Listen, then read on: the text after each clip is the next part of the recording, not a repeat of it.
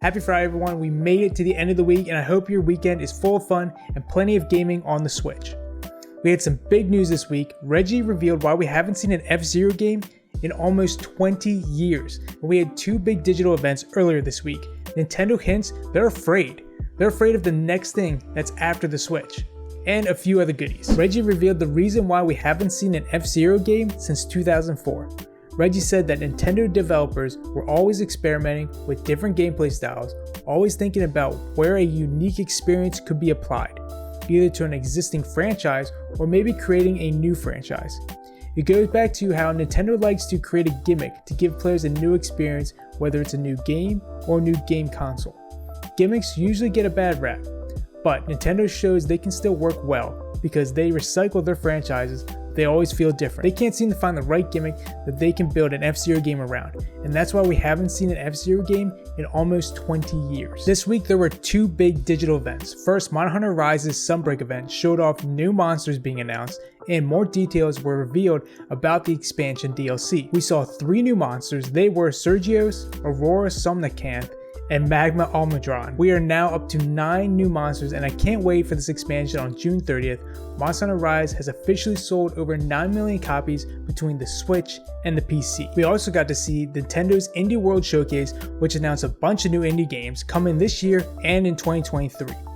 The games I was most excited for were Gunbrella, Soundfall, and We Are OTK. Soundfall is out now, and I'm in the process of making a review, and I made reaction videos to both of these events. I'll put a link to them down below if you're interested. Oh my god, is Fall Guys finally coming out for the Nintendo Switch? In February of 2021, they announced that Fall Guys was coming to the Switch, but it's been plagued by delays and it's been quiet for a while. I love Fall Guys and I can't wait to play it in handheld mode. It's the perfect game that you can play for 15 or 20 minutes, make a run for the crown, and then put it down. Fall Guys tweeted there will be a big announcement on May 16th at 1 p.m. Eastern Time, and Nintendo of America's official account retweeted the tweet. So hopefully, please Nintendo, that means a Switch port is coming out soon. Nintendo is getting ready for what's happening after the Switch, and they're afraid of another Wii U situation. Moving on to another console isn't easy. And I've seen a lot of comments in these articles saying, hey, we just want backwards compatibility. But we have to remember, this isn't Sony or Microsoft. Nintendo doesn't want to just put out another box.